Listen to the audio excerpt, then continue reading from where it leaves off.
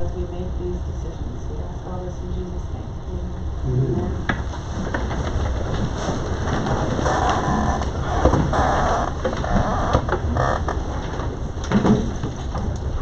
Okay, first up, call for someone to make a motion to approve tonight's agenda. Make a motion to approve the agenda. Thank you. Keith made a motion, Krista seconds. All those in favor say aye. Aye. Motion carries.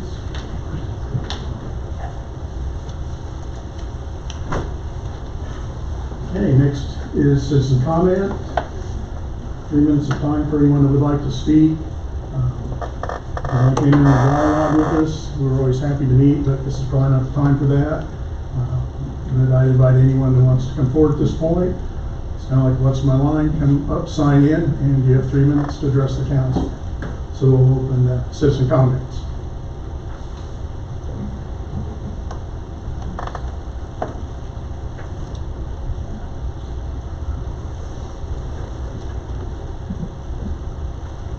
Alrighty. Last chance. Going, gone. Close citizen comments, move to the next item. Ex parte agreement, that's a chance for the council to disclose if they have any conflicts of communication that might influence their ability to consider tonight's agenda items impartially. No. Very good. I entertain a motion to approve the consent agenda. I'll make a motion to approve the consent agenda. Rex made the motion. Keaton second. All in favor say aye. Aye. Motion carries. That brings us down to I-1. Ad hoc Water Committee recommendations and report, or where are we going? Good evening, Council. It is my pleasure to introduce the presentation from the Ad Hoc Water Committee. Back in August, this committee was formed by 8 citizens in our community, and I believe the committee chair, Randy Bernard, is going to introduce those people.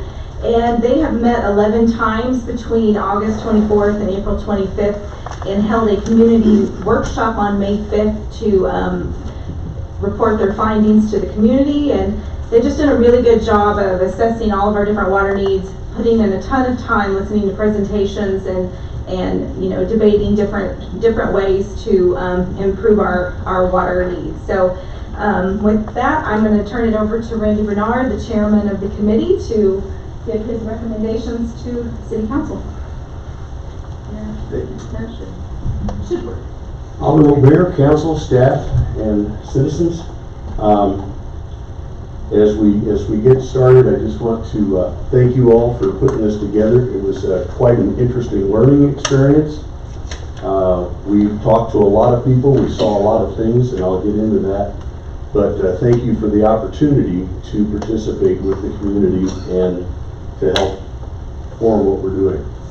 Our committee consisted of Josh Blanding, Natalie Bush, Tim Bush, Lindy Gieselman, who's here, Jeffrey Jones, Naomi Leonard, and Josh McFadden, and myself as chairman. We talked about a number of topics over the last 8 months, and as Brooke said, we spent quite a bit of time. The first was just look at the needs for water and the impact if we don't get good water in the city. We looked at conservation and emergency planning that's in place and that can be enhanced. We looked at some historical usage and future demand. We addressed some quality concerns, and there are a number of quality concerns. We had a very good tour and explanation of the facilities that we have currently, which was quite eye-opening. We had a very good presentation from the Kansas Rural Water Association, and they gave us an indication of what the state requirements and resources are. We talked quite a bit about treatment processes and distribution. We had a presentation from the Kansas Department of Health and Environmental Services, again, about state requirements and resources available. And then Brooke gave us a great rate study and impact information. So the big driving issues are, these are our top three, really supply and reliability, quality, and the cost of what we're currently doing and what it's going to take to improve that. Under supply and reliability, we took a close look at the current water demand. We looked at future-proofing the supply and at the current water pressure and emergency flow considerations.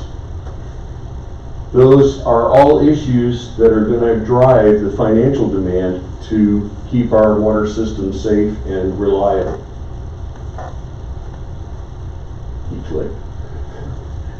So we need more water now, we need more water in the future, and I applaud the efforts that have already been taken. But we are approaching our maximum water capacity. I understand there have been some mitigating factors brought into this, but as of the time this was written, we had a limit of 320 million gallons per year. In 2023, we used 265 million of that, and we're expected to exceed the limit by sometime in 2029. And that is at the current rate of growth.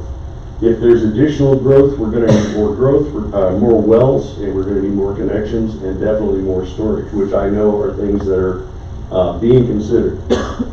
So some of the options, and those have been discussed in here, will include more wells, buying from Rural Water District 4 or Wichita, or a combination of those things. The problem is that the infrastructure to do that, as we know, is expensive but necessary.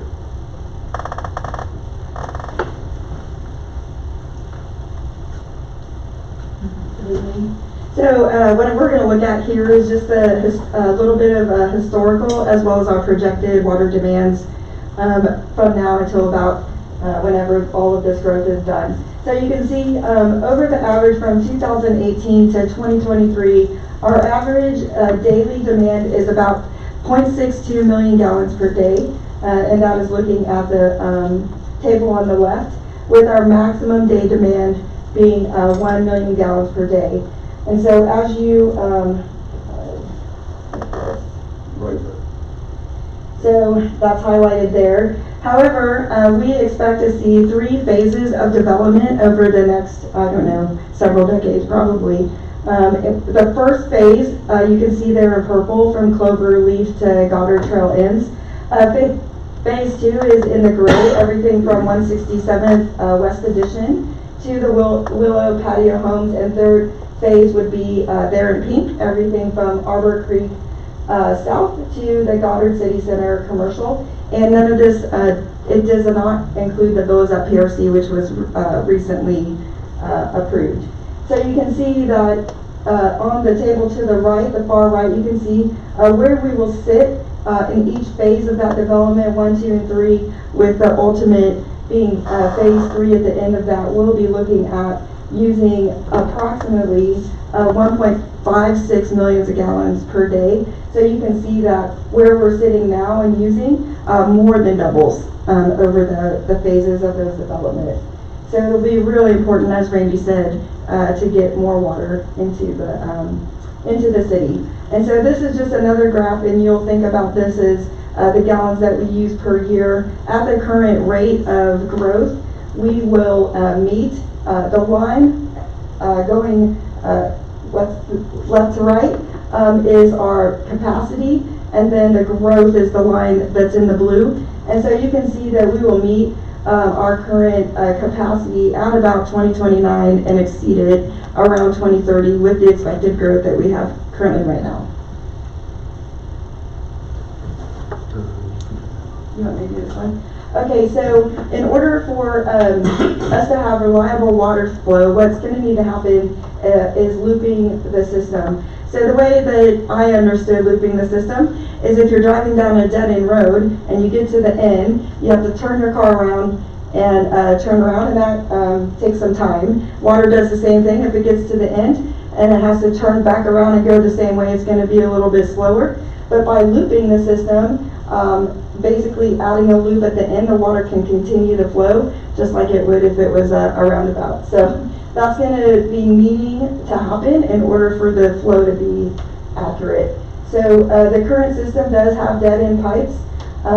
The looping connects those ends to balance the system, and the benefits that the city will have from looping is better pressure, emergency reliability, and fire safety, which I'll talk about in the next couple slides. When it comes to looping, we do anticipate that the developers, as they develop at the end of some of these dead ends, that they would hopefully build that looping system in, so to make it easier to make sure that the flow continues to go through the city. Okay, so your maximum water pressure by phase. So when we're talking about the looping and how it affects pressures, you can look here. Your yellow is about the, everywhere in yellow, and this is after phase 1 would be complete, is about the average. So this is what most cities would be as far as pressure. The green is above average, and then your orange is kind of caution, with your red being the water pressure is probably not so good in those areas. And this will be what it will look like after phase 1 is complete. After phase 3, this is what the city will look like. So you can see how developing does impact your water pressure if nothing is done at this point. But we know that there's already things being done. And so you can see that much of Goddard would look not so great as far as water pressure at the end of phase 3. As far as fire flow, so let's talk now a little bit about how that pressure affects fire flow. If you guys remember talking about all the things that happened in California when there would be fires at a house, and the fire department would get there and they'd try to tap into the fire hydrants, and there would be no water. So right now the city looks really great, and even after phase 1, much of the city would look really great as far as that, as far as having enough pressure to put out fires. However, if nothing changes, we would have some areas of concern within the city. So I know that I show all of this to show why building and spending money on the infrastructure is going to be so important in the future. The looping, as well as the 5 and 5 project that they're already working on, that you guys have already improved, where they're making those water lines larger in conjunction with fixing the streets. So those are all really important steps that the city's already been taking to make sure that we don't end up here. All right. So that drives us into the big concern, which is we have several things that we've looked at. One of those is a historical review, one is the current situation, and the third is the future needs, which will include that looping and some of the other things. I should have just stayed up there. All right, so we're just going to take a look, and most of the city council probably already knows this history, but this is a lot for the community. So in 2015, we had an ordinance that introduced a $12.44 debt service fee, and then they also at that time increased the monthly minimums from $550 to $850. In 2021, they reduced the debt service fee, but also maintained the current monthly minimum structure. In 2024, in order to meet the demands of the of all of the things that we're talking about tonight, they reduced the debt service fee, but then they increased the tier rates substantially. And then also in 2024, they implemented that delay to September, and then further implemented it to take effect March 20, which you guys all see now on your bills as of March. And so this also included a 2% increase that begins in July. So with that, let's take a look at where we are today. So you can see that the base rate is up to 2,000 gallons. So if you use 2,000 gallons or less, you're going to pay a base rate. And then you can see the tier system for anything above that 2,000. Right now, what everybody's rate should be, according to the tier, is what you see in 2024. And then the 2025 rates will begin in July, because the fiscal year starts in July. You can anticipate to see that small increase on your bill starting this July for 2025.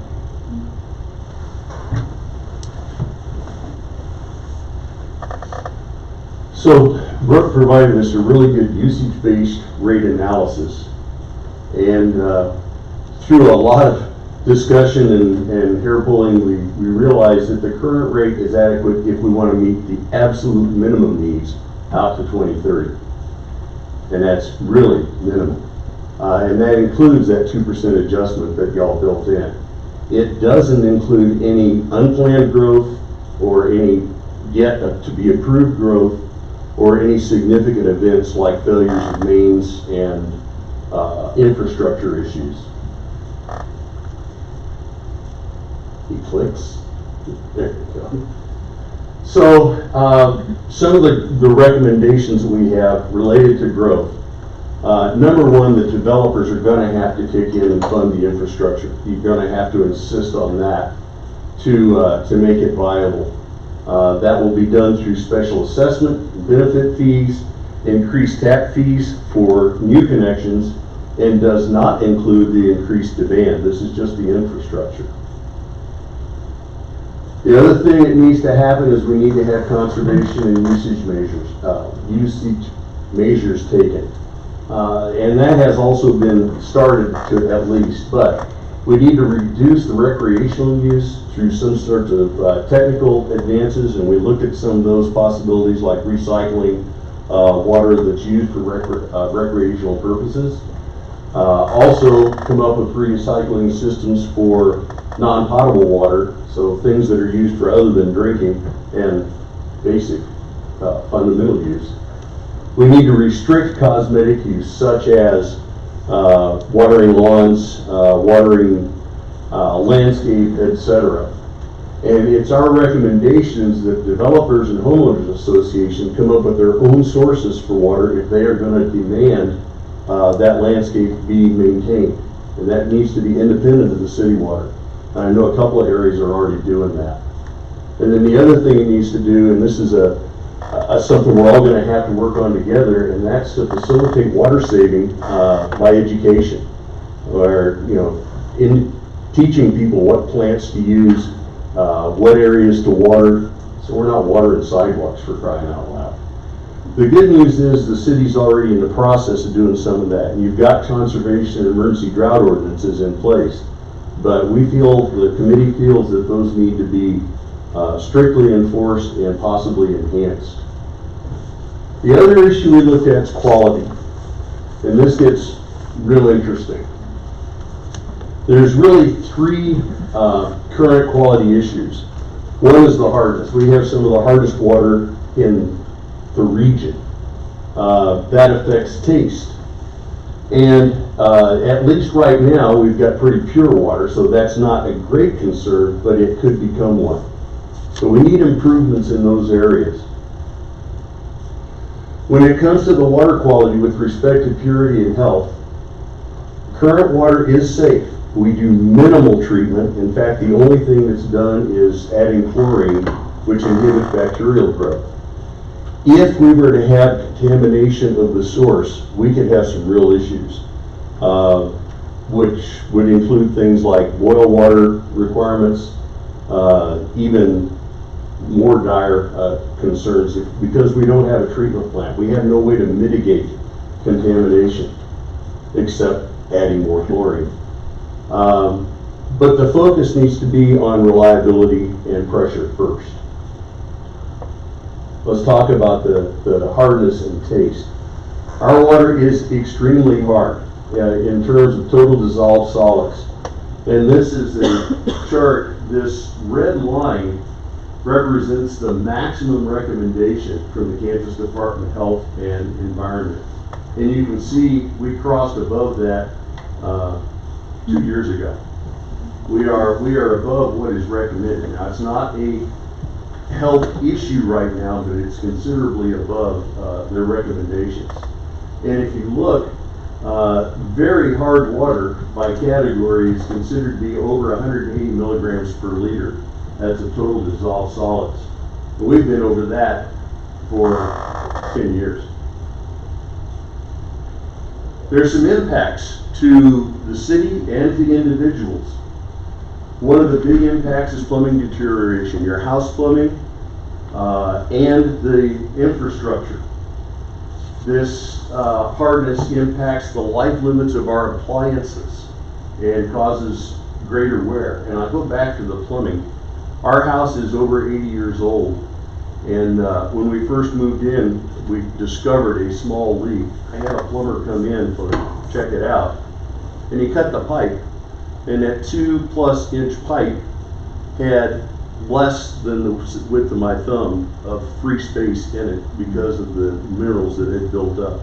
That's destroying our house.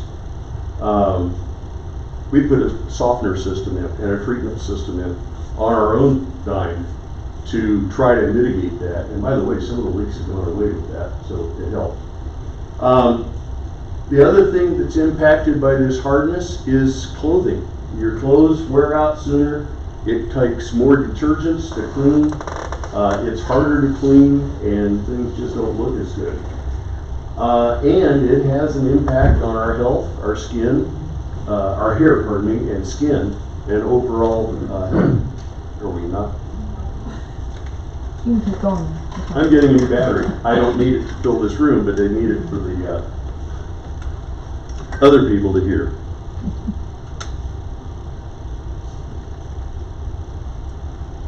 Taking a brief technical pause.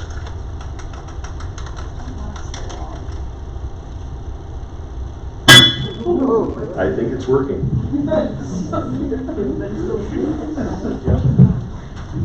Hang on, this is going to be loud. All right. Are we good? Okay. And the hardness impacts the taste. When you get used to better water and then you go someplace where it's not treated, and I'm not going to pick on any place in particular, but pretty much any water in Goddard anymore other than our own house tastes pretty crummy compared to what we did at home with our softening system. So, one of the ways to improve our water quality is to build a treatment facility. And what that brings to us is a reduced impact on our own houses and the city infrastructure. And we got that. It improves appliance longevity, reduces the cost of cleaning and maintenance, and gives us the ability to mitigate any potential contamination. Because with a treatment facility, if we do get contamination, they can take actions to clean it up before they distribute it out. And it'll improve the taste a lot. So here's the part that hurts. The cost to do that, and you all have already looked at this to a certain extent, is $20 to $25 million. And that increases every year that we delay going into construction. And I noted, we're losing it. I noted during the CIP workshop last week that this is being considered, but it's kind of one of the really long-term issues, and the cost is just going to go up the longer we delay it. There is going to be an incremental usage-based cost to operate the system. There's no way around it, and the people in places like Valley Center and Derby who have already started building their systems have already realized that they're going to have to swallow that. And by the way, we did take a look at the Valley Center process and what they've gone through recently to make the decision to create their own treatment plant. Well, how can we fund some of this stuff? Well, you all are the experts on this, but some of the options are general obligation bonds, grants and loans from KDHE, and a potential sales tax increase. So at least not all of the burden goes on us in property taxes, but people that come in and buy stuff here can help us pay for it too. There's going to need to be base rate adjustments to do any of these improvements, but we're still going to need base rate adjustments, especially if there's more growth.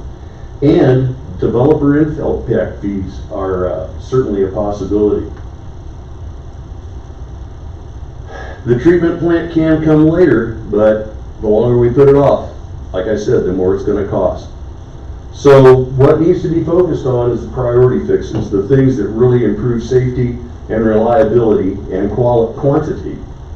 But we also really, really seriously need to be considering things to fix the quality as well. So what's this going to mean to the citizens? The looping project and that 5 and 5 program, et cetera, is going to give us stronger water pressure and better fire safety. And by the way, on the charts that Naomi was going out, showing us, those areas in orange are marginal right now. So the south end of the city is already marginal. A whole bunch of the city is going to be marginal. And there's some areas, especially right down here in the downtown area, that are going to be below safe levels. We need to do some of these things to give us reliability when there's emergencies and to avoid contamination. We need to be able to support housing growth and more businesses. And we need to have a more sustainable and resilient infrastructure. So what can we do as citizens and pretty much everybody? Conserve water where possible. Don't water the streets and the sidewalks, for example. The citizens need to support y'all in funding these improvements. And the citizens and everybody in rooms like this and on the website and everything else need to share their feedback with you all so that you know what they're interested in. I will say, I was very encouraged to see last week at the CIP meeting that water quality was a very high consideration that the people had. And I think you all are going to see those results later today. But I thought that was, I was very encouraged by that because it kind of gave credence to what we've been looking at. And we all need to stay involved because what we're all doing matters. Thank you all very much for your time and the opportunity to serve the citizens. Any questions? I shall sit down. I just wanted to say thank you to all of you who were a part of that committee. Meeting 11 times across almost an entire year gets taxing, for sure. And so I appreciate all of you and your dedication, your willingness, because none of that is fun things to learn about, let's be honest. But it's very, very important. So thank you so much for your willingness to do that. I know, Randy, you missed that Natalie's in the back row, so just want to acknowledge that she's here too. Oh! You snuck in? She did. She's so quiet. So. Not usually.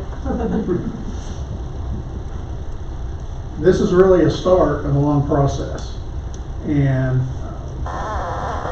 hopefully we can continue to work together to determine the future as it relates to not only the quantity but the quality of our water. At this point, I'll go ahead and make a motion to accept the report, accept and file. I'll have a second for that. Keaton, you're going to second that? All right, all in favor say aye. Aye. Again, thank you so much. Your tour of duty is ended at this point, but you might be called on again as we continue to move forward in this process as we kind of determine what the next steps are. So again, thank you, and really do appreciate the time and effort. It's been invaluable. We'll move on. Next item on the agenda. Rick is up with the CIP workshop discussion. You want me to move that down for you? And down. Okay. All right, the purpose of tonight is to just kind of open up a discussion about the process and the progress we've made with our CIP. I'm going to kind of back up, kind of just give a real quick history of our work sessions that we've had with council. Also want to provide some feedback on what happened the other night at our community engagement event, which was really awesome. So to get started, just as a reminder, we brought the CIP to you all on April 17th, and following April 17th, we held 2 council work sessions on April 22nd and the 30th. And then we had our community engagement event on May 15th, which was very well received, and we had about 75 to 80 people participate. The room was packed, and I think we all had a really good time. The citizens had a chance to rank the projects, ask questions, visit with staff and some city council to talk about those projects. And then what we've done today is we've taken the data from the council work sessions, the public, and our staff recommendations. We put some stuff together, and eventually we'll prepare a final draft and present our CIP for approval. Some of the things that happened during our council work sessions that we had, the two that we had, these are some things that kind of got changed around on the CIP. And again, this is still moving. We're still moving things around. But during those sessions, you saw that we added a senior center project. Nothing defined with dollars or years, but at least got put on the facility page. Public Works facility was moved from year 2029 to 2026. The Rustic Creek Park project was moved to 2026 from 2027. The Crown Drive project moved from 26 to 27. The US 54 and 199 moved to 2028 from 2027. And then you can see the two different roundabout projects were moved to those different years. Some of the reasons that these things were moved around is discussion took place on possible funding and KDOT money and all the different things and just timing of these items.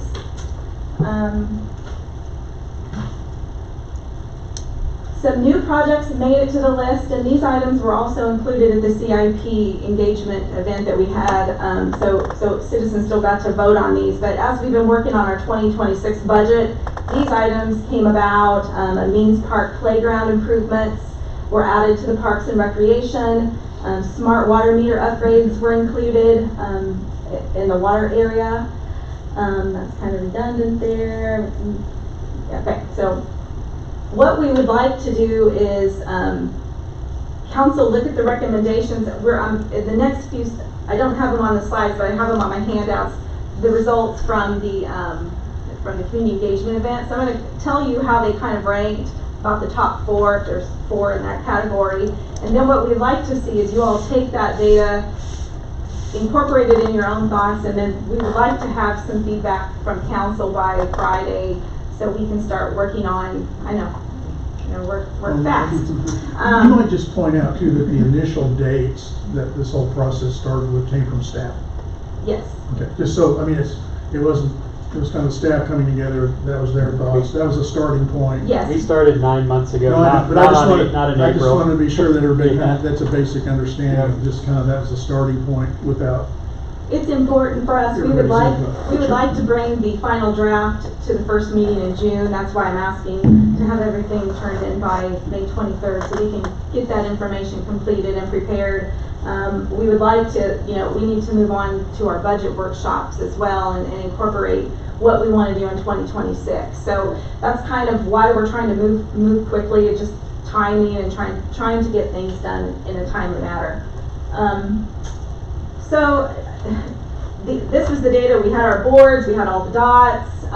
We put points on each of those dots and ranked things. So in the projects for the administrative investments, efficient software ranked number 1, comprehensive plan ranked number 2, and staff organization and consultation was number 3. And you guys do have these pieces, I believe, in your packets. I didn't put them on my slides because these went out very late.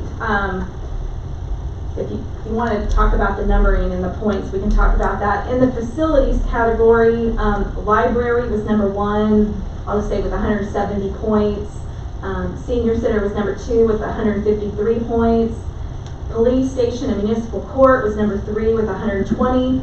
And public works facility was number 4 with 107. So as I tell you these things, I mean, you guys can think about this as you're working on your ranking and redoing things as well. And if you want to see these or discuss these later, we sure can. Parks and Recreation, the city pool had the most points. The rehab that we plan to do on it with 132 points. North Park came in second place with 95. Means Park playground improvements came in 3rd with 90, and the Rustic Creek Park was fourth with 31 points. Pathways and streets, our top four were the US 54 and 199th intersection #1 with 161 points. That seemed to be the most important at our event. US 54 bicycle and pedestrian overpass was #2 with 84 points. #3 was the downtown beautification and streetscape revitalization with 72 points. And then the roundabout projects that we have ranked in fourth place with 44 points. Sewer and stormwater projects, these are already in progress, but #1 was SCADA, which is good because we've already funded that one. #2 is City Stormwater Infrastructure Program, and then #3 is the 5 and 5 Partner. So those are already in progress. Water, which will be interesting since we just heard from the Water Committee. #1 was the Municipal Water Treatment Facility with 128 points. It's #1. #2 was the city-wide water looping projects with 123 points. Area water well expansion project was #3 with 72 points. And elevated water storage tank expansion, 47 points, #4. So those kind of go in line with the recommendations of the Water Committee, I believe, so pretty handy. Also, in your packet, which isn't up here, you were provided all of the comments that were written down on the boards. There's quite an array of those, so you have those to review. So, financial and legal considerations, there's none at this time. We just recommend that you review this data, ask any questions, let us know if you need anything more. And then we can start working on our adjustments to the CIP. And again, we'd like to have your feedback by Friday, May 23rd, so we can present at the first June meeting. So, I also included in your packet as an attachment an updated matrix, 10-year capital improvement matrix. Those were moving those things around that we mentioned earlier that came out of the council work sessions that you all attended. So this matrix doesn't incorporate anything from the community engagement event. That was just simply from the work session. So we'll be juggling this again with any other feedback that you have. Do you have any questions for me? We've got homework to do. And you I promise I'll make sure we all get it done. Okay. And the dog eating my paper doesn't count as an excuse. And you can get that to me in any format you like. I mean, you don't have to use the ranking sheets. If you just want to come in and we talk about it, I can write it down. However you want to do it. Let's just do it. Okay? I'll make a motion to accept and file the report. Second. Seconds, all those in favor say aye. Aye. Very good, thank you. Next item. Craig's up. Rezoning for Prairie Land Partners. Honorable Mayor and City Council, Craig Crossett, I am your City Administrator. I'm pitching relief here for my colleague Micah Scoggin, who is working on bringing some more commercial retail tenants to our fine community at a conference, so he'll be back here in a day or two. Rezoning for Prairie Land Partners, that is going to be zone case 25-3. Before I get into the presentation here, I want to let you know we do have a couple representatives with Prairie Land Partners who've made the trip down. I'm going to welcome them an opportunity to address council when I make it through the presentation here. So, you guys have been through a few rezoning applications before, so I won't go through all the letters of the law unless you guys have questions you want to stop me. I think the important thing to note is that the public hearing occurred at the Planning Commission meeting. The publications went out in the Times Sentinel newspaper, which is the record of note for the City of Goddard, as well as the mailers that go to the adjacent property owners. I wasn't at the Planning Commission meeting, so I don't 100% recall whether or not there are any folks who spoke during the public hearing. I have not received any comments or questions to the City Administrator's office. So we're looking at the piece of property there in the southeast corner of US 54 and 215th. It's just to the east of the Dillon's Distribution Center. The request is for the I-1 Industrial Zoning District to construct a 70,000 square foot John Deere retail and service center in our community. So the council makes final ruling on rezoning cases, and you guys can act on the matter according to the policies and procedures You got a few different options here. Staff's going to recommend you adopt such recommendations from the Planning Commission by the effectuating ordinance that you've seen attached in the agenda packet. You could also consider options 2 or 3, one being an override, the other being returning the recommendation back to the Planning Commission. Here are a couple of pages out of the comprehensive plan, which is a great reference point as you are considering rezoning cases. I think if you look at these different criteria here, you'll see that the proposed land use fits well within what's being requested and the surrounding neighborhood aesthetic. Here's an aerial look at the project here, again, southeast corner of US 54 and 215th Street. Small publication costs for the public hearing and the ordinance after consideration by the City Council. It's been reviewed and approved as to form by our City Attorney's Office. One quick note that we will be having an IRB hearing at the June 2nd meeting. That notice will be hitting the Times Sentinel this Thursday, so we're working through the hoops here in short order. Try to be as efficient as we can with our entitlement process as we work through these different development opportunities. So with that, I want to welcome an opportunity to Mr. McCunn, the Director of Real Estate with Prairie Land Partners.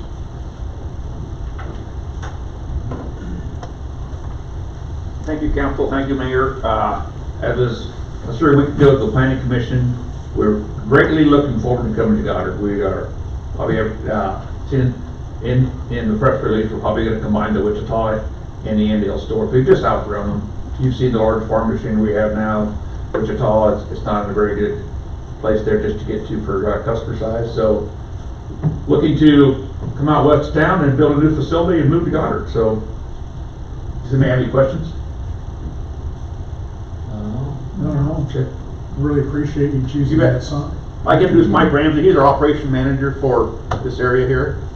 And DJ from Crossland and Kurt from Desiree. So, Okay. so appreciate your time. Thank you. Thank you, fellas. Honorable Mayor, Council, any questions for staff?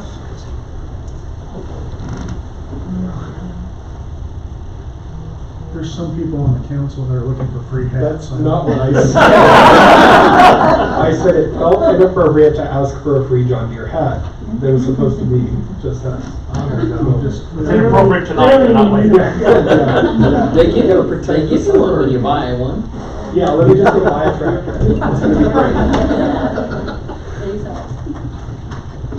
I'm sorry. I just couldn't help myself. Okay, we'll continue. Thank you for the brief knowledge. Honorable Mayor, Council, staff would be glad to stand for any questions if you have any of our legal team. Other than that, we'd entertain I a make a motion that we waive the reading or ordinance. Second. Brent's made the motion to waive the reading of the ordinance. Keaton second. All those in favor say aye. Aye. I make a motion to approve the rezoning ordinance relating to case zone 5-3. Second. Brent's made the motion. Keaton second. Roll call vote. Councilmember Hall, Yes. Councilmember Fish, Yes. Mayor Lee, Yes. Councilmember Trailer, Yes. ordinance 999. Very good. All right, I'm gonna go for another inning here, Mr. Mayor, if you don't mind. On to the next one. Villas at Pleasant Ridge Creek Development Final Plat. So you guys have been following along this one. We've had a few different stops along the way. We had the land use case with the rezoning. Now we're into the plating process. The Planning Commission approved the plat at their last meeting. So at this point it'd be time for the City Council to consider adopting their recommendation, ratifying that decision. So the plat is laid out to accommodate the FEMA floodplain in the area on the west side of the development. There are a total of 115 lots in this development. So they have pre-split several of the 86 lots, and they pre-split percentage of those because they have some of those set aside so they can sell those rather than holding them. So altogether, I want to say there's around 175 units, but you'll see 116 lots there. And I think we have an agent of the applicant here somewhere. There he is in the back. So Joey, you can interrupt me at any time if you need to. 115 lots, 113 of them are for duplexes, 2 lots for single family actually are part of this development. The project itself is for 55 and up senior independent living community. That's a restriction there, so you have to fit into that age demographic to be allowed to habitate there. So you guys saw the product. There's a tour at their sister development. Comes along with their pool and clubhouse, pickleball court, gym, kind of a little activity area there for the seniors. As a part of the land use process, there's a ton of data that was provided by our board chair for our senior center, Amanda Treadwell, along with the developer to kind of talk about the market for this project. But as far as the platting is concerned, there's a set of criteria that the Planning Commission and Council consider, and it's more of a technical nature. Again, we're past the land use portion in consideration of this development. So, got a couple snapshots of the plat here from the engineering firm. Financial none, legal is approved to form, and with that, staff would recommend that the council approve the final plat for the villas at Pleasant Ridge Creek Development. Any questions? You want to flip back to the map? Aren't you planning to do like in 2 stages? Is that dotted line kind of splitting through there? Is that kind of You can come on up, Jerry. is that the phase 1, phase 2 line, or someplace else? No, the dot. Yeah. Good evening, Joey Denicky, MKC. That is not the phase line, but it is similar to that location. That dotted line is actually representing the pages of the additional plats, or the additional pages of the plat, sheets 2 and 3. But yes, there will be 2 phases. Generally, where that dashed line is kind of where they're looking for. To the south will be phase 1, and to the north will be phase 2. That was my question. All right. Thank Anybody you. else? Thank you. Thanks, Joe.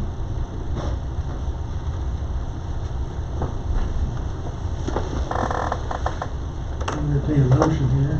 I make a motion to approve the final plat for the villas at Pleasant Ridge Creek Development. Chris has made the motion. Pete second. All those in favor say aye. Aye. Any opposed? Motion carries 4-0. Next item.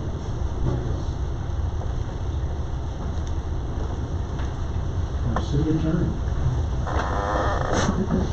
Honorable Mayor and Council, I am the next relief pitcher. Here for Mr. Schrack tonight. The first matter that I want to discuss is a proposed Central Kansas Community Foundation Goddard Fund Agreement. So, January of this year, the city took over responsibility for administering several key community events: Fall Festival, Neighbors United, National Night Out, Main Street Markets, and Christmas on Main Street. In the past, those events have been funded largely through donations, through sponsorships. The Chamber of Commerce being a nonprofit entity, those donations were tax deductible. Now that administration has transitioned over to the city, those contributions, those donations would no longer be tax deductible. And so if somebody were wanting to donate for those events, for the North Park project, for any other big project that we have ongoing here in the city, there isn't a current way for a donor to get tax deductible treatment for their contribution. So the way to do that is city staff has researched using a community foundation as a conduit for receiving those funds. The Central Kansas Community Foundation, they're located in Newton. They partnered with multiple communities in the state to create philanthropic funds where donors can make tax-deductible donations. And the foundation has agreed to partner with Goddard on the creation of 3 separate funds. There would be one fund for the Goddard Senior Center, there'd be a separate fund for Goddard Community Events, and a third separate fund for the North Park project. Obviously, there will be administration fees associated with administering those funds, as there would be with any investment account. You can see the fees are largely a small percentage depending on the balance of the funds.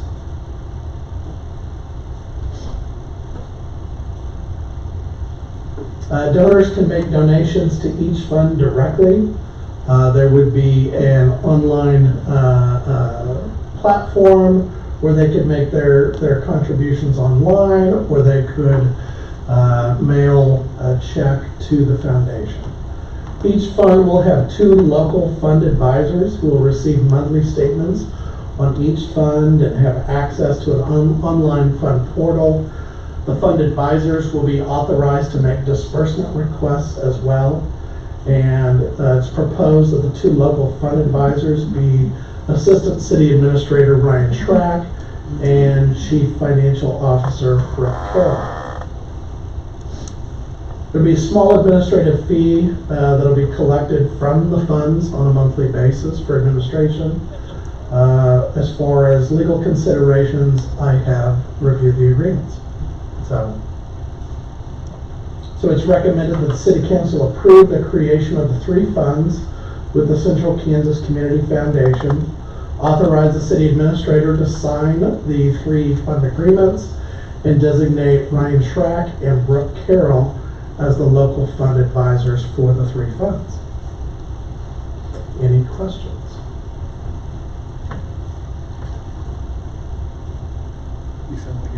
I do have a question, but I don't know how to ask it necessarily. The community events fund, is that already something that's in place, or that the city already? We receive money in. Particularly, we receive money in from the Main Street Market and Neighbors United. So we've been handling those internally, but into the future, after this was set up, they'd probably be funneled through that. Okay. Yeah. Councilwoman, if I could add, one of the primary reasons we're looking at this path is it's a major efficiency improvement for our operation. We don't necessarily need our small but nimble and mighty staff dealing with donor checks and cash and these kinds of things. Housing it in this area is going to take a ton of time off their plates. It's going to make it, it's going to be transparent so we can get reports on the funds that are going in, anything that's coming out. It's got to be authorized by the right people for that to occur. And this is kind of a common practice that I'm seeing. I saw it in the community that I served in prior, and they actually have the ability to reinvest in some of these funds, and so there's some interest earnings opportunities too. One of the other big reasons why we wanted to look at this is that folks don't get super excited about writing a check to a taxing entity to sponsor things, or to, I hope someday, have a park named after them and they give us several $100,000 to help build our North Park. But they may be a little more inclined to write the check to the foundation and put on the memo line that it's for the North Park or it's for the senior, whatever it may be. So. It's gonna look cool when it says Randy Raymer Park, right? You look good. Don't put my target on it. It depends what the cost is. I know the one fund here, the senior center fund, we have a senior advisory board now. And I know in my conversations that there's just some concerns that just how that process works in terms of check writing, grant writing, and all those things. If a grant is written in the name of Goddard Senior Center and the check comes to the Goddard Senior Center, I mean, I think technically the processing of that shouldn't be a big issue, but I think in terms of we need to probably kind of procedurally work our way and connect with the Senior Center Advisory Board so they have clear understanding that they have control over those funds. Yes. And this hopefully saves the Senior Center a lot of time and effort too in terms of trying to create their own entity and then tracking it and everything else. But I just want to be sure that the Senior Center Advisory Committee is happy. Because if they're happy, one of those people is my wife, and if she's happy, I'll be happy locally. No, I'm just joking in that regard, but I think it's important that the one thing, in addition to we need to be sure that that works well for everybody as their volunteer effort and the work that they're doing to raise funds right now to make up the gap between the grant for the van and if they're successful, which I believe they will be, then that won't come out of the city's line items, which I know the CPA in the back room is probably happy with that too. Yes. And then the other thing is it's expandable. So if there are other entities that come along later on, if we end up with a recreation commission or different things like that, we have a vehicle already in place to take care of fundraising. So I just want to reassure everybody in the senior group that this will work well for you. And the way the agreements are structured, I mean, there's a separate fund agreement for each of the 3 distinct funds. And it spells out specifically the types of things that those funds can be used for. Now, in theory, we could always amend that, but that would obviously require participation and agreement of the city council. We can create additional funds. As you come up with additional ideas of funds that you might want to create to segregate, funds for a different significant project, we can create additional funds. So.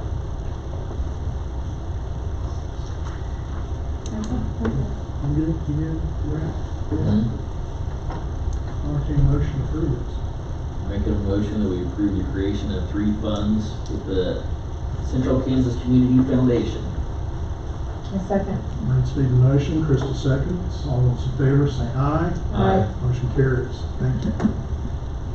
Thank you. Moving on. All right, next inning, vacant building ordinance discussion. So, buildings in the city, if they're uninhabited for a significant period of time, they can fall into a state of blight or dilapidation, which falls under our general nuisance ordinance. This is obvious, regardless of the type of structure or its designated land use, be it residential, commercial, industrial. So in order to combat this, we have drafted a vacant building ordinance that would require commercial, residential, industrial buildings that have met certain requirements of vacancy to register with the city. There will be fees associated with registration, additional fees associated with chronic vacancy or failure to register with the city. We're not asking you to actually take any action today. We're introducing the topic for discussion, and then if you all are interested, then we can bring it back for implementation at a later date. So, yeah, I noticed that.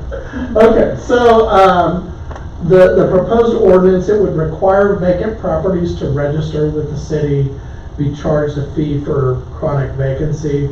So a vacancy for purposes of the ordinance would be any property that has been vacant for a year. At that point, city staff would send a notice to the property owner, at which point that owner would have, I believe it's 20 days from receipt of that notice in order to submit the necessary paperwork and fees to register that property with the city. If that property is still vacant a year later, so now it's been vacant for a minimum of 2 years, then it would be deemed chronic vacancy. At that point, it triggers additional obligations, ability for the city to come in and perform certain inspections to make sure that it is not a hazard. There are exemptions in the proposed ordinance. If a property is vacant but it is being actively marketed, then there wouldn't be any obligation to pay any registration fee. The property would still have to be registered with the city, but there wouldn't be any obligation to pay the registration fee or comply with any of the chronic vacancy requirements. It would also trigger a dialogue between city staff and property owners for those properties that have been vacant for an extended period of time. What's the plan for bringing those properties back into production and occupancy? Registration fee would be $20. Failure to register would result in a $50 fee. 90 days after would be $100, and then an additional $100 for each 90 days, up to a maximum amount of $400 per building in a calendar year. Chronic vacancy, so now we're talking about a year after registration, so we're talking about a property that's been vacant for at least 2 years. Looking at $250 registration fee, and then 10% for each additional year for residential. For commercial industrial, it'd be $500, and then 10% for each additional year. Financial, nothing. Legal, I drafted it after looking at some additional or some similar ordinances that other communities have that are similar to this. I think Craig had provided me with the ordinance in Emporia that I modeled this after. It's not identical, but there are a lot of similarities to it.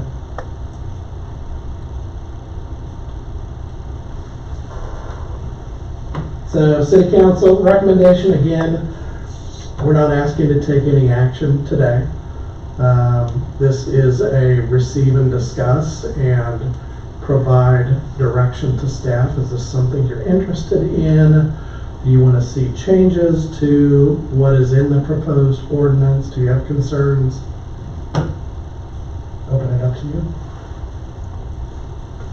Mayor, if I could just add Sure. to Ryan's presentation, kind of my sermon in the sentence on this is that it's to mitigate blight, dangerous or unfit structures, and stimulate economic activity, say in our downtown corridor. Who'd be responsible kind of for, is this kind of under the heading code compliance, or I mean, somebody else gonna? So basically, all you have to do is put a for sale sign on your place that's listed for like 20 times the price, just because you have a sign in front of it. Not according to the ordinance as I drafted it. I mean, you need to be in good faith marketing it. I mean, that doesn't mean just putting a sign out there and putting a price on it that, you know, has Nobody no will ever connection pay to for it. fair market value. Right. The community development department will be the administrative overseers of this. Okay, I'm just curious how that deal with everything else we're doing. We think we got enough software over there that we can track this fairly easily without too much time and effort. The community development. Yes, ma'am. Okay. Well, having a business on Main Street, I actually like the idea because there's some things on Main Street that could be improved upon. And that's what I'm gonna say. I think, when you say something, I'm about to disagree with you. I feel Go like. ahead and disagree. I'm not crazy about it. Couple of reasons. One, we just signed a contract with PCC, and I'd like to see how that plays out a little bit first. We're paying people to deal with some code compliance, and I understand this is a little bit step farther, but I'd like to see how that plays out before we take another step. And I think also we don't know the circumstances of some people's lives, and like I have a friend whose grandma passed probably 4 years ago, and that house is still vacant, but they're not ready to let it go. So I would hate to not know the situation and be cracking a whip on somebody for fighting something. I don't know that it's necessarily cracking a whip, because I mean, really the only obligation with regard to a vacant property is registration. So, $20 a year. $20 a year, and then giving notice to this city that the property is vacant. Now, after it's been vacant for yet another year, then there is the potential for the city to come in and perform inspections, but that again is just about maintaining safety and making sure that it's not, that it's structurally sound and it's not going to be a hazard to the community. That's the other thing, is that a lot of these that are vacant aren't kept, aren't upkept, Yeah, well sure. kept. And so then you're dealing with further deterioration of property, and then it just. Is the city gonna keep this private between them? Or are you gonna let people know that you have, oh, this place is. We're not gonna, we never try to make people feel ashamed or those kinds of things for anything that we're trying to remediate. That being said, most of what we do is subject to sunshine laws or open records, and so if somebody asked for information about, hey, well, how many properties and which ones have you been, are on your list, we would have to share that. We're not going to be advertising it though, or that sort of a thing. I agree with you.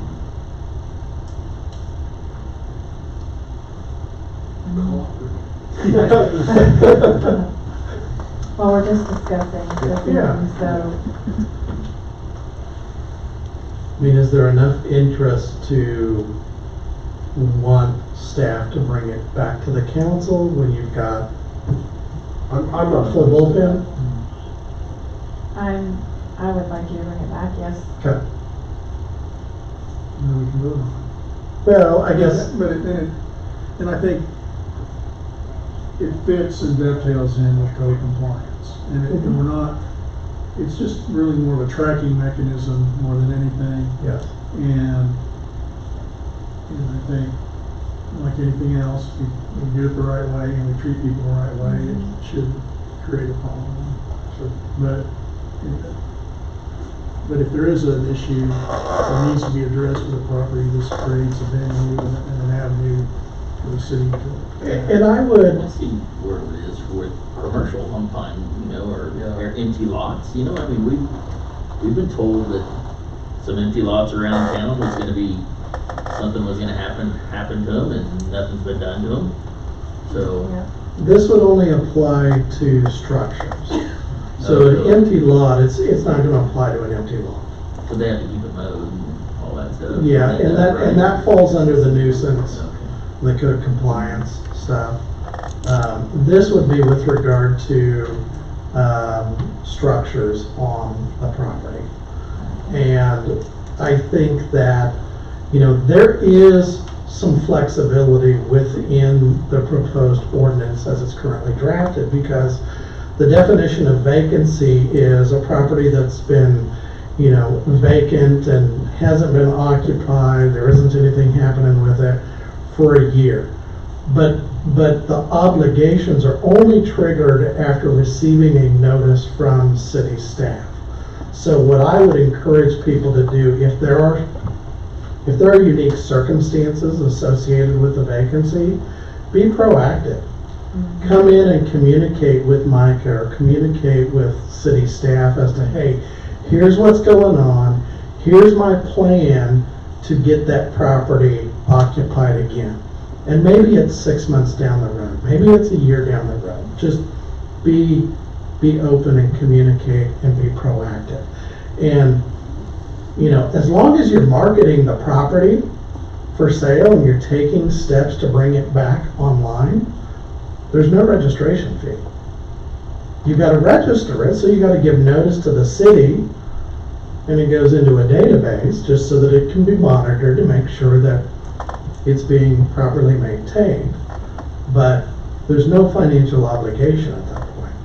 And certainly there's nothing in the ordinance that would obligate somebody to sell the property or to make any substantial improvements or anything like that. At most, they're having to pay the registration fees. If they like doing that and having a vacant property, great. I'd add one other thing. I'm seeing this most successfully done in communities that have robust Main Street presence, a real active Main Street placemaking type things going on, lots of business activity. And one of the reasons they have this is because people will buy sometimes older properties in downtowns and they won't use them appropriately, maybe not even for what they're zoned to be used for, and instead they will just store things in them.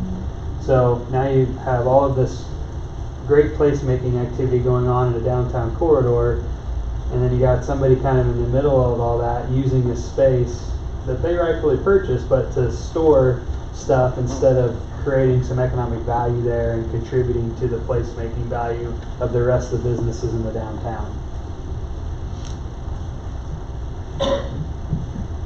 We own a few of those.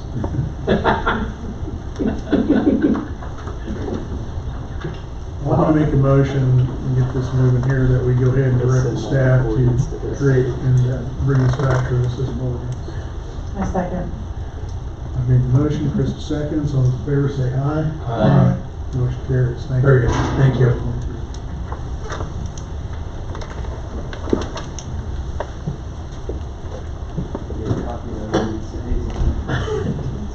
Yeah, don't do that. Tanganyika Transportation Development, TTD, public hearing time. Mayor and City Council, it's my pleasure to bring to you new business item I-7, the Tanganyika Transportation Development District's purpose of the agenda item is to have the public hearing and then consider adopting the ordinance. On April 23rd, the petition was filed with the city requesting the TDD pursuant to state statute. It'll cover Lot 1, Block A, at Tanganyika Wildlife Park Edition in Goddard, Kansas. That is where the commercial retail activity is occurring. That allows for the add-on retailer sales tax with the TDD. So the quick refresher on what the TDD does. The landowner or the owner there has enterprise going on there where there's a retail sales tax component. The TDD would create an additional 1 cent or 1%. So 1 cent for every dollar that's spent there.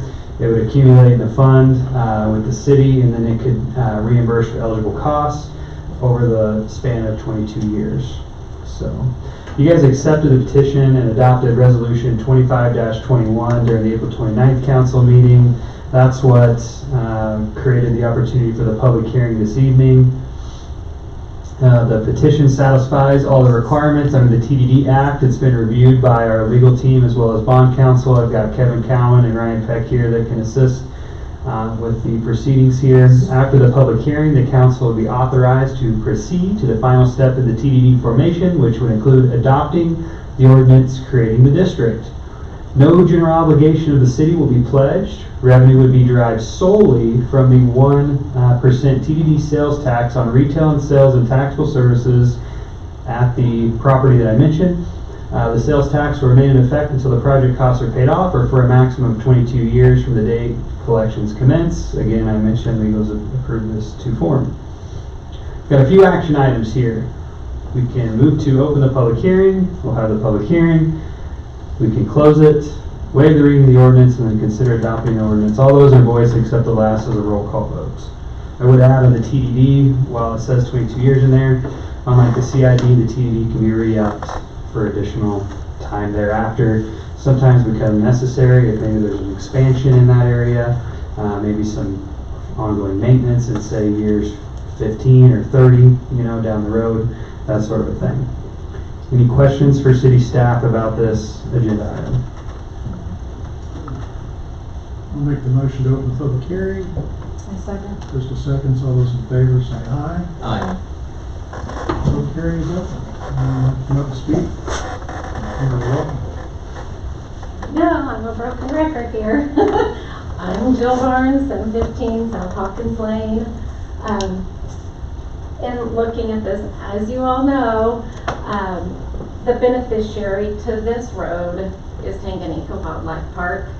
The owners of the houses on this road do not feel a benefit to the road, nor do we have any interest in paying for said road.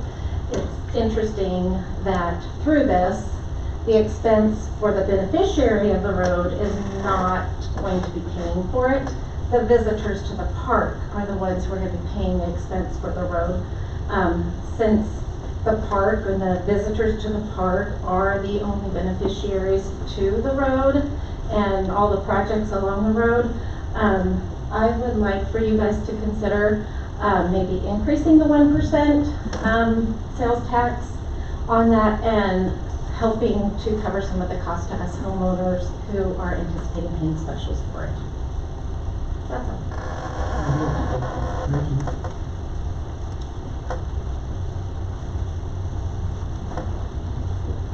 you. Anyone else? I'll move that we close the public hearing. A second. I second. Keaton seconds. I made the motion. Keaton seconds. All those in favor say aye. Aye. Okay. We close the public hearing. Any additional questions or comments?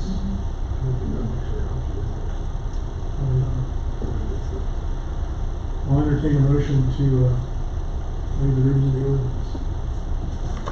I make a motion to waive the reading of the ordinance for creating the Transportation Development District. Chris has made the motion, Keaton seconds, all those in favor say aye. Aye. Motion carries. We need to make a motion to adopt this time. Go ahead, Crystal. Are you looking at something? I make a motion to move to adopt the ordinance creating the Transportation Development District. Second. Krista's made the motion, Keaton seconds, roll call vote. Councilmember Hall, Yes. Councilmember Fish, Yes. Mayor Lee, Yes. Councilmember Taylor. Yes. Motion Ordinance ca- 1000. Motion carries. Ordinance 1000. Thank you.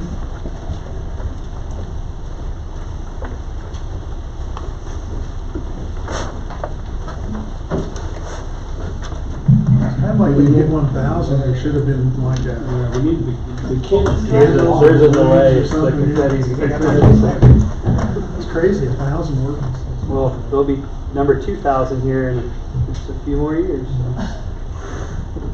That is how cartoon works. Hello, Kevin. Adam Baker, good Good evening. evening. Good evening, Mayor and City Council. After all those wonderful presentations, we're here to talk about a little blower motor at the wastewater plant, some of the nuts and bolts of the city's operations. Wastewater treatment blowers, of course, they play a key role. We have 3 of them. They've actually been down to 1 in the past. I'm not sure when that was. I was informed of that today. Found out that this motor's been down for several weeks, a couple months. The blowers pump the air into the wastewater, keeping it the regulated standards where they need to be, removing the pollutants. The oxygen in the wastewater helps the aerobic bacteria grow. Just picture the bacteria in there, doing the aerobics. And removes the bad stuff in the water. Poor attempt at humor, sorry. Hey, that's not bad. I thought it was pretty good. Old man humor. So, again, the blower was sent in for inspection. It was found unrepairable. The motors in the wastewater operate in a very harsh environment. Sometimes this results in equipment failures. Equipment failures in wastewater treatment are not uncommon, they're just unfortunate. That's going to happen. Failures in operational equipment happen, and they should be addressed in a timely manner to avoid any negative results in daily operations. Had I known about this earlier, probably would have been on the last city council. But that's okay. We still have 2 blower motors, so we're good. Basically, down to the financial portion, what did I do?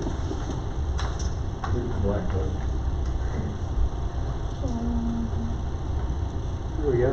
There we go. I got life. Kaiser Compressors left no stone unturned on the financial portion of it. It is what it is. Material cost, lift rental, replacement block, labor, travel, premium for overtime, mileage for the service van, environmental fees, and then we had to add a little contingency fee on there just to make it interesting. So with a total of $31,676.37 of projected cost.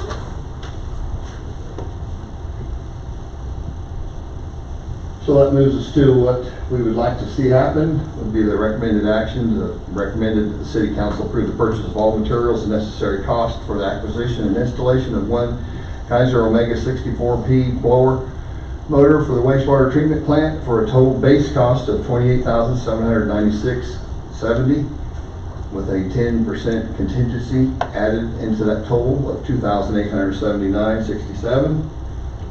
Staff recommends the approval for the total project cost not to exceed $31,676.37 to be funded from the Sewer Reserve Fund. Pretty straightforward. Yeah.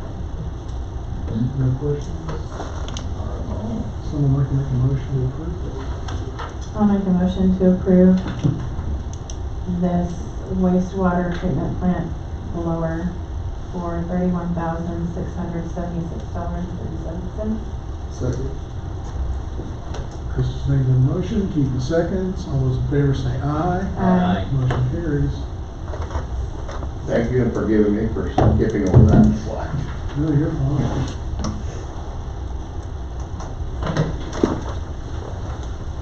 City Administrator's report. Honorable Mayor and City Council, brief update on city operations, projects, and future agenda items for the upcoming City Council meetings. Next meeting is going to be Monday, June 2nd, 2025 p.m. After the third council meeting in June, it starts to get a little wonky here. So you've got several different dates on there. Vice Mayor Fisher giving me a funny look. Are we not having the May 27th meeting? Excuse me. Thank you for that catch. Just checking. I'll get to that later. There is a meeting on Tuesday, May 27th at noon. Thank you for correcting me. I appreciate that. Which you do see there on the upcoming council meeting schedule, the May 27th meeting. So you'll see we got a lot of meetings coming up. I want to thank you guys because not every year you're going to be developing a CIP and a budget at the same time. Next year we will be doing a comp plan and a budget at the same time. So I'd like to say that it's going to get lighter, but you guys we got some heavy lifting ahead. So I want to make sure you have these plugged into your calendar.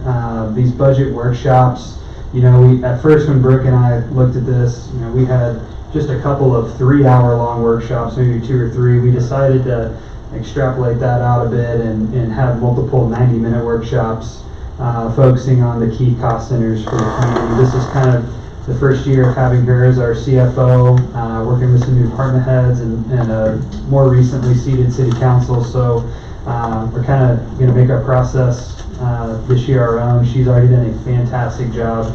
Got most of the budget put together already. We're almost through finalizing our draft of the general fund. Then the utility cost centers go pretty quick because they're more like a business balance sheet, so to speak. So you'll start seeing those materials come out. Our goal is going to be getting you the materials a week or 2 ahead of the workshop. That way you have plenty of time to get a first pass at it and take questions and notes and maybe send some stuff to us ahead of time. That way we can make the most productive use of our time. Maybe we get out of a couple of the workshops early. We'll see how it goes. So all of those will be open to the public. And we'll start sending out notices to our agenda distribution list. That way we're calling for the meetings and stuff, and folks know they can come participate. Sedgwick County Emergency Management Training, that will be happening at the Tuesday, May 27th noon meeting. Sedgwick County Emergency Management will be here providing training on the role of elected and senior officials in a disaster. Other topics include general overview of managing disasters that impact the community at large, understanding the disaster declaration process, planning for the disruption of disaster, and leading the community through recovery. About 3 or 4 times a year I get the question, are we ready? What's the plan? What are we going to do if X, Y, or Z happens? I want folks to know that yes, we do have a plan. Yes, we are doing training regularly. We want to make sure that you guys know what your roles are when those things happen. And then, you know, staff, we want to make sure that we're prepared and doing some different exercises and trainings throughout the year. That way, if, knock on wood, a critical incident were to occur, that we're ready to react. And the two priorities are going to be, you know, mitigating loss of life and loss of property. So those are the types of things that we'll be learning about and how to handle. So, monument sign projects. The sign company has approval to begin installing the monument sign at US 54 and 167. Great update here. We'll start seeing structural steel and pouring concrete for the base the week of June 23rd. And the erection of the sign the week of June 30th. I'm told that it will be up by the July 4th holiday. All the visitors coming through on US 54 will get to take a peek at that. We're still working on Maple and 167th. We're working on that condemnation proceeding along with maybe an alternate. So 183rd turn lanes. We've got verbal approval from KDOT for a change order, an additional 400 square yard section. Think about it, it's the south side of the intersection, and it's in this kind of the southwest right there. There's a bunch of mangled up concrete and stuff that needs to be taken care of since we just put in a nice new turn lane.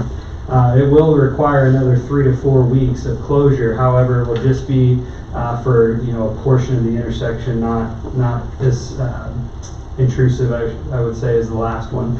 We do have a celebration of the Ad Hoc Water Committee on May 30th, noon at the Sandbox. Please RSVP to our Assistant City Administrator, Ryan. Happy to announce the pool will be opening Friday, May 23rd at 2025. See you there, Mayor and Vice Mayor. The salt storage facility coming along. We need to get Planning Commission to consider approving the site plan, and then we'll get that installed. The pad is done. We will be bringing a contract to the City Council during the June 2nd meeting for the architectural and engineering costs for the North Park. It is National Public Works Week. This week is the 2025 National Public Works Week. The theme is People, Purpose, and Presence. Public Works is more than just a job. It is a purpose. It's about meeting the needs of the community, often without recognition or applause. When streets are safe, water runs clean, and neighborhoods thrive, it's easy to forget who made it possible. That's the paradox of public works. Its greatest success is often when it is invisibility. Behind the scenes and before the sun rises, public works professionals are hard at work, building, maintaining, and improving the infrastructure that powers our daily lives. Whether or not anyone notices, they're always there, quietly making life better for everyone. We'll be recognizing our Public Works Department throughout the week. If you see them, give them a tip of the cap. Thank them for the hard work that they are doing. The Public Works Director hiring process. We completed our semi-finalist interviews last week. We are contemplating a finalist round interview process with up to 2 of the candidates. Upcoming agenda items, I mentioned earlier, the IRB hearing for Prairie Land Partners, Rustic Creek Park Development Agreement, 2026 budget workshops, the vacant building ordinance, the North Park contract. We are looking at an ordinance to amend the main extension fee, so that'll probably be discussed once, vote on at the next meeting. Annual goals check-in. Who can believe that we're already almost through the halfway point of the year? And it just dawned on me before the last council meeting, we haven't checked ourselves on our annual goals, and I've been looking at these agendas trying to slot it in when we don't have 10 items because that takes time, and it's been difficult to find a meeting to get that in. So maybe we'll consider doing something differently. Maybe I'll send you guys an update. I don't know. I think it's important to discuss it publicly so we can track progress, but I also don't want to, you know, belabor our meetings any longer than they need to be, as I'm doing that right now. We will have a Girl Scout presentation that happens before the Sedgwick County Emergency Management Training on the 27th. A couple other things here that I scratched down. So the state of Kansas changed the legislation rules for fireworks. So they actually expanded the time with which you can sell and discharge them, I want to say by an additional week. And there's actually an opportunity to sell them year-round if you're in a brick and mortar. So I'm told by most of my colleagues that the other communities are not widening their hours. So on one side you got an economic opportunity. On the other side, some people may see it as a noise issue. I kind of think that the amount of tent fees that we get generates over a $0.5 mil worth of property tax, so it's maybe more of a difficult decision how much the noise bothers us compared to the amount of revenue that the tent fees provide. and the sales tax revenue when everyone from eastern Sedgwick County is driving out here to buy fireworks. So we're going to discuss that during the June 2nd meeting. It's going to be on our legal team's agenda tomorrow. We'll probably give you guys a few options. This kind of got dropped in our laps not too long ago, so we're getting really close to the 4th of July somehow. We need to come up with and either do nothing, which would keep the dates where they are, or we're going to mirror the state's regulations, which again allows that starting June 20th instead of June 27th. So I want to say that that's it for now. Very good. Thank you. That's it.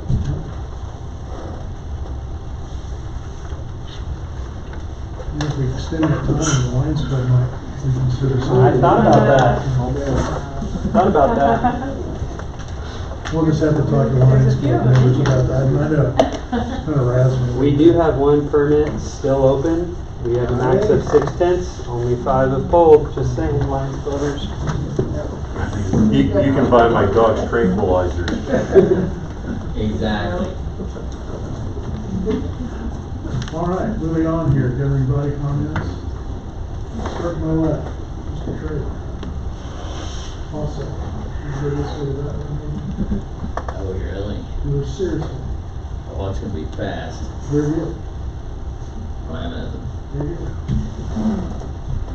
I'm not saying I'm happy that we're needing to discuss in our next meeting the issue of emergency preparedness, but this time of year, the events even yesterday in some of the communities across the state of Kansas, it just shows how important it is that we're all on the same page, and if something like that unfortunate event would happen. So I think it's a necessary thing we do, and appreciate that. And we'll move on. Krista?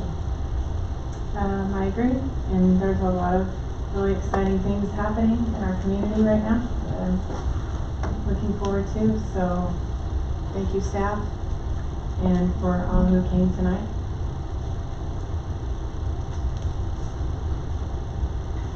Vice Mayor Fish. I've been trying to think of exactly what I was going to say tonight for a while, but I'm not sure that I figured it out, so bear with me. First and foremost, I am a firm believer in Jesus, and I am a firm believer that when God created this universe, He created us all with a purpose, and all those purposes have seasons. And over the last few months, what started with curiosity from my wife has changed into some big decisions that we've made after a lot of prayer between my wife and I, and having the opportunity to stand here and have the mayor and Krista pray over me, which was just incredible. I love these people so much. We are moving at the end of the month, and God has decided that our time in Goddard is coming to an end. Whew, this is harder than I thought it would be. When I practiced in the shower, it was easy. But it is time for me to officially announce that I am intending to resign at the beginning of our next meeting, which is why it was important that I made sure we had a meeting on the 27th, because I want to sit and just turn one last time. But thank you all for these past few years. They've been incredible. This has been one of my favorite seasons in what has been a very wild ride. And I appreciate that. With that being said, I'm not done yet. So if we could flip the slide, we've got business to get to. Because we've got to go to a session, right? Yeah. So let's just do that. Keaton. I know. I'm just going to say something really briefly. I admire you because you're following the path of your life. And this chapter ends and another chapter begins. And my guess is that there'll be other chapters of public service in your life. Because you're a young man, and there'll be more opportunities for you to serve. And it'll be fun to watch and see what those next chapters look like. But we will definitely miss you here. And it's been a privilege to serve by your side. And I really have enjoyed getting to know you, and I really appreciate the work you've done, but just the person you are. So I just want to say thank you. You bet. Mayor, Yes, sir. before we entertain the motion, can I maybe make a comment about the very initial steps? Right, that'd probably be a good idea too, no. Okay, so, with Vice Mayor Fish's humble resignation, he will start the council meeting Tuesday, May 27th from his seat. And between now and then, starting first thing tomorrow morning, we will, share some information on social media about those who may be interested in serving out the remainder of his term, which goes through December 31st, 2027. Those who are interested can submit their interest to our city clerk, Sarah Simon. Her email is very easy to find on our city website. We just ask that they tell us a bit about themselves and why they'd like to serve. We're going to put the names of those people at this landing page, so folks that have some transparency to know that their name is in the group and that they're, being considered. And the appointment will be made by the mayor with the consent of the city council at that May 27th meeting. It'll kind of be a quick deal as we transition into the training with Sedgwick County Emergency Management. So at that May 27th meeting, you would officially accept his resignation, and then we would have the swearing in of whoever your appointee is at the consent of the council. They would take the seat and then fulfill the remainder of the term through December 31st of 2027. Okay, that's the process. Any questions about that? You'll also choose a new vice mayor. Yep. Very good at that time. Additional point. Okay, moving on. You're gonna make a recommendation to executive Yeah, council? that's Since you were correct. gonna do that anyway. I was trying to just- I know you're jet ridden, so that's fine. I get it. Make a motion to move into executive session for preliminary discussions relating to the acquisition of real property, KSA 75-4319B6, with the city attorney and city administrator with no action to follow, and their meeting reconvening at 9 o'clock. We have a motion and a second. I second. Chris and Sarah, all in favor, say aye. Aye. See you all in 22 minutes.